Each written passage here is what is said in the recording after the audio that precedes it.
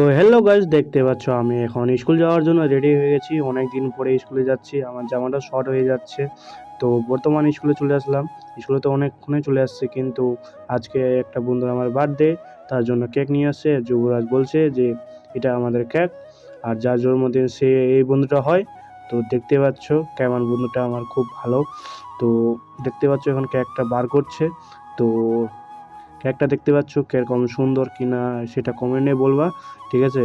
তো আমি দেখাচ্ছি বন্ধুকে বলছি যে কেমন লাগছে। ও বলছে ফাটাফাটি।